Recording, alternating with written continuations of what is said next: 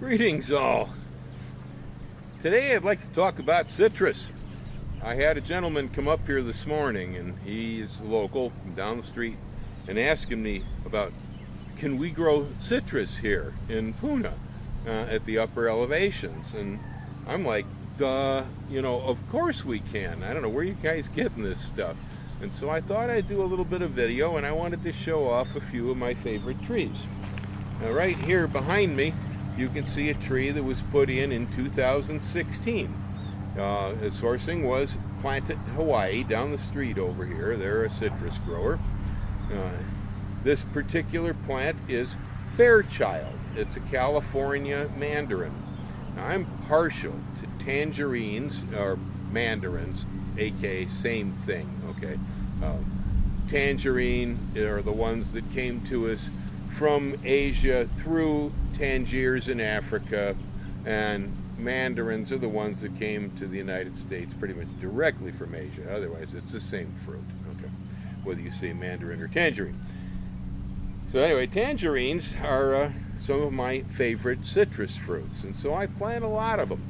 They're also a really good choice here in the upper elevations of Hawaii because they color up. A lot of citrus doesn't color very well here on this island. The skins will be pale, sometimes even green or brown, but most of the mandarins will get a nice orange skin.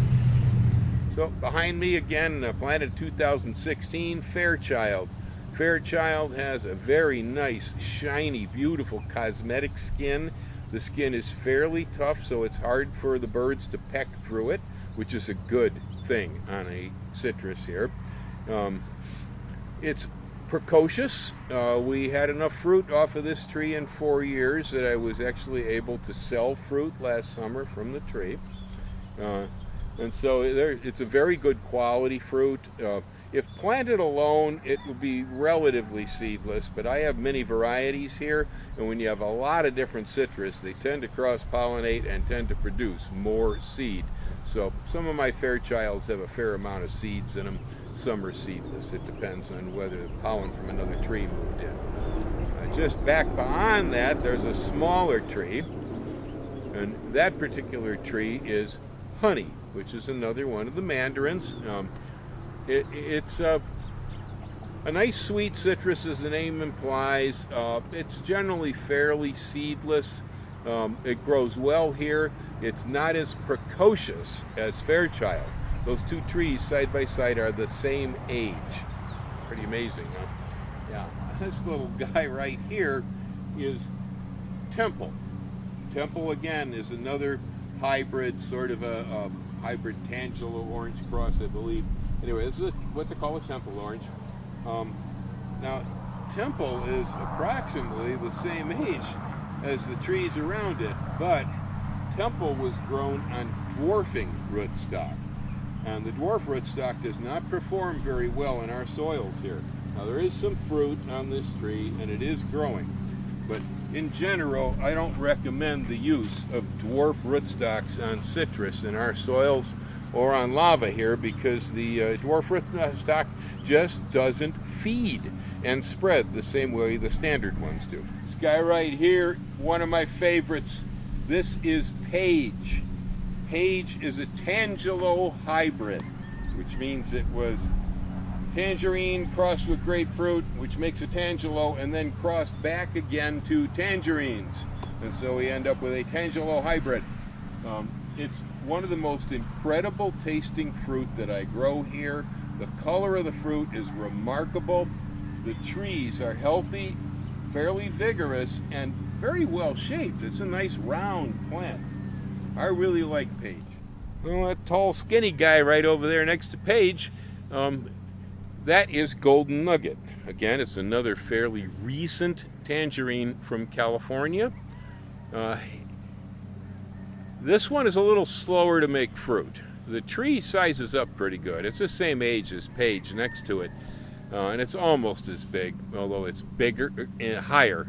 It's a taller tree. I don't like its growth habit as much, but I have sampled its fruit in the past. It's a very, very good fruit. This particular tree will make its first crop this winter.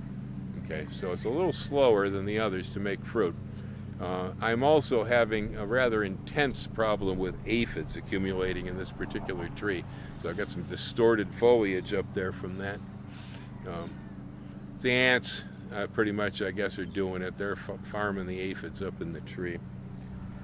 So if you get your citrus trees and you got a lot of black crud all over them, that's what it's all about. It means you have aphids in your tree. They dropped honeydew all over the leaves, which grew sooty mold that made the tree turn black. Well, this big old guy here next to me is Eureka Lemons. Eureka Lemon is standard supermarket. You'd see it with a sun-kissed sticker on it. Standard supermarket lemon. Good quality. They grow really well here. Real easy to raise all the lemonade you can ever drink in Puna. This guy here, Mineolaangelo. Mineolaangelo is the cross between marsh seedless grapefruit and Dancy tangerine. It is my second favorite citrus to grow here in Puna. The flavor is remarkable on this. It's really, really a good citrus. I have a little bit of trouble with chlorosis, or yellow leaves, with the plant during cold weather because it's part grapefruit. Grapefruits love heat, and it's not very hot here in Puna where I'm at, and so sometimes it gets a little yellow. Otherwise, it grows really well. This bushy little guy right here is Clementine, aka the Algerian tangerine. Here's a story about why we get these different names. This was a mandarin that was brought into North Africa and left at a mission in Tangiers, where a padre by the name of Father Clemente went ahead and started selecting and breeding the plants in Tangiers in North Africa. The tree had originated as probably seeds or cuttings that had come in from Asia. He bred up this tangerine. That's one reason it's called a tangerine, is because its origin is Tangiers. And we also call this a clementine because of Father Clemente, okay, who did the breeding. The main difference between what we tend to call tangerines and mandarins, other than sourcing, is that the tangerines most of the time have a more strong perfume. The smell is more, it's more sprightly. Most of the mandarins have a tendency to be a little milder. They're milder fruits. Otherwise, very much the same. This nice, robust-looking plant is Valencia Orange. Valencia is the classic juicing orange. And it has an advantage when grown here in Hawaii, is that it will have overlapping crops from one year to the next, still hanging, so it's possible on Valencia to actually find a ripe piece of fruit in the tree almost every day of the year here. Valencia is not my favorite citrus as far as flavor is concerned. I do prefer the tangerines, but I'll tell you, there's nothing like being able to find a piece of fresh fruit every morning when you get up. And this big old beast here is the Bear's lime. It's also known as Tahitian lime. Makes 2 crops a year, just like the lemons do, and so we get plenty of fruit off of this thing. Grows really well here, early to bear. Got my first limes in only about 2 or 3 years after planting the tree. This tree has been here since about 2007. It's a good sized tree. I use it as shade for a lot of my nursery plants that like shade. They're underneath it here. Limes are good business on this island. They raise well. They're heavily used in bartending, and so there's a value for these. You can get rid of most of the limes. The only problem I'm having with them here is that they seem to size up too large, and so the people who want them for food plates in the restaurants don't like them. They bring in the California ones that are smaller. Well, this cute little tree is Owari Satsuma. Owari Satsuma has always been a favorite of mine. I have many videos about them. Good luck growing the trees, etc., etc.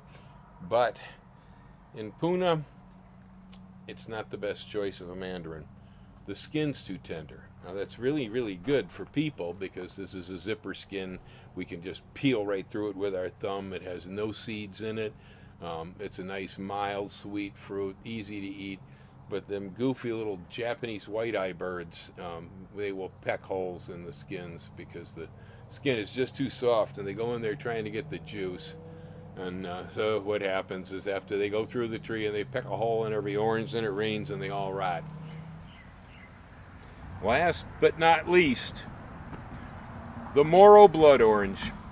The Moro blood orange grows well here. It fruits okay here, but it doesn't color up. It tastes about right, but because we don't have enough heat or enough variation, cold, in the temperatures here, it never develops that nice raspberry purple color inside. Only little streaks or stripes of it. So hard to say, about Moro bloods. They will grow. The tree makes oranges here. They're pretty good, but it just doesn't color up. And what's the point of having a blood orange that doesn't get bloody? Same problem we have here with grapefruits as you rise up in the island. If you're way down at the shore and you got a pink grapefruit, it will turn pink. But if you're up here, it's not a real good bet that you're going to get good color in pink grapefruit either. That kind of stuff in citrus, to get those pigments, takes extra heat, and we just don't have it here. It's not hot. Alrighty, folks. Aloha. Y'all hang loose. And thanks for watching about citrus trees. Maybe that answered a question or two for you.